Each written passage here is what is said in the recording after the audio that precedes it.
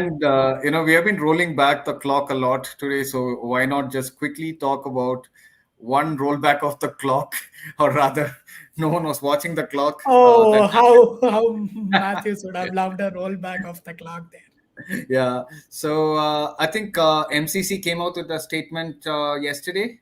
They clarified what went on during the match, and they have officially made it that it was a good decision and the right decision by the umpires, that it was ruled as out.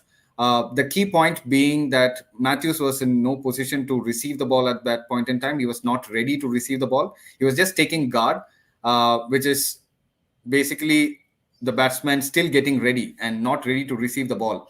And I watched the clip that was actually shared by Matthews on Twitter and elsewhere on socials. And you can clearly see that even around that 5 second mark to the 2 minute deadline, the non-striker was still walking towards the non-striker's end.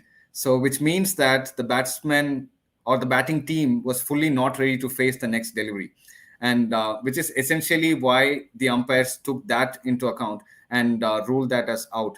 And even in the worst case, so this is one point. So they were not ready to face the ball. And the second point is that even if they wanted some concession, before the 2 minute deadline, Matthews should have just put his hand up.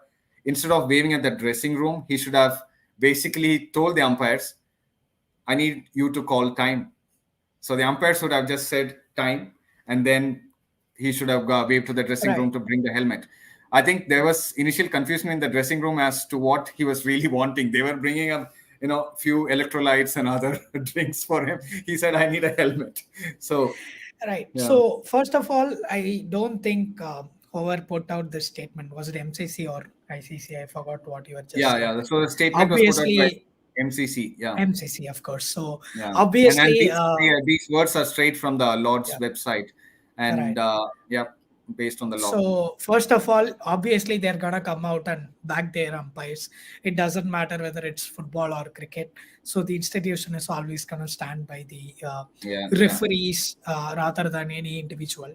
But the whole absurdity of the situation kind of sums up what BS was touching on, right? When it rains, it pours. I know the timeline is reversed, but Yeah. like when you take the situation into account, you are in what some 35th over. You're facing a Shakib Al Hasan who's gonna bowl left arm spin at what 80 k's. I'm by no means endorsing facing balls without helmet, right? But he could have easily done that for a ball. I think it was like the fifth ball of the over or something. Just face one ball, then come back and ask for a helmet. I think the rule allows you to do that. We have seen several times from the likes of Dhoni or Steve Smith who do that in the middle of the innings. I don't know why Matthews thought throwing a tantrum like that was gonna do anything to him. I understand he was clearly not aware of the rule, uh, but I don't know. It's just really sad because Matthews is one of those players who can be a real game changer in a situation like this. He has bailed out Sri Lanka so many times in a situation where they have been little sluggish in the Absolutely. I middle think I order, think it's just and pure sheer yeah, bad luck, right? I mean, yeah. Matthews's fault, of course, and I also feel that the other side is also not too wrong. The spirit of the game argument. Uh, It's you Shakib know, Al Hasan. Shakib Al Hasan He was is a great basically, of the game, and yeah, he was I don't watching. have any He yeah, was clock watching, and he was yeah. just waiting for it, and then he appealed to the Mm. umpires. It Aha, was really, I would Akugasa. say he completely encompassed the spirit of the game there because the ultimately the spirit of the game is to be competitive, and to be competitive you have to try to win, which is exactly what he was doing. The argument of all this, the game of the gentleman and game of the elite people make, I don't subscribe to it, because at the end of the day these guys are players who are going out there to win the match, which is exactly what Shakib Al Hasan was doing. And people who say he does it by hook or by crook, I don't get the crook part. What's the crook about here? He was, if anything, he was sticking to the rules. He was a stickler. He was following the rule book. So I would absolutely. say the No, argument which says I totally Shakib Al agree. Hasan Yeah, went yeah. against the morals of the game, it's just baseless. Yeah, but I think it was more so because it was touch and go. I think with regard to mankading or other ways of getting a batsman out, most people are in agreement with regard to following the law. And except for some who would always crib about the spirit of the game, especially the English cricket board and English fans. They are still to get over Johnny Bairstow's stumping in the ashes. So you win a World Cup with a boundary count. Imagine the exactly. audacity to come back and say, "Hey, you can't Yeah, do anything that sort of goes around the spirit of cricket." I think it also has Absolutely. got to do with the player we are speaking. Shakib, for all his prowess in the game and exploits, He's a I Bangladesh don't think legend. he Yeah, has. But I don't think he has the respect of the cricketing world lately. Be it yeah, yeah. the incident in Bangladesh Premier League where he.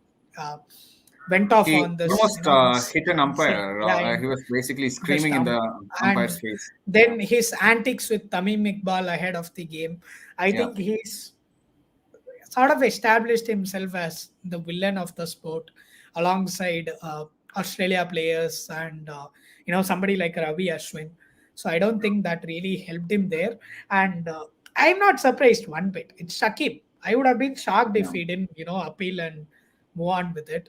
So it was unfortunate, but I agree with VS. So spirit Yeah, of cricket is always going to be subjective. It's much easier to just follow the laws of the game and commend those who uphold spirit at the expense of the law, even if it means giving an advantage to the opposition. But yeah, don't hold those accountable for just trying to follow the law, right? I think I'm first instance of me looking at this was MS Dhoni doing that with Ian Bell when he went on to score that triple hundred in the test match. I don't know if there have been incidents before that as notable. He probably the started underarm all of incident, which one? the famous underarm incident. Trevor Oh Chappell yeah, bowling. Trevor Chappell. Yeah. Oh, okay, that one was outright BS. As an Australia fan, I can't let that slide. So I'm not Yeah. So gonna anyway, defend. Yeah, the yeah, Chappell brothers there. I Sorry. think it's you know as they say, tomatoes, tomatoes. So spirit of the game is always subjective. So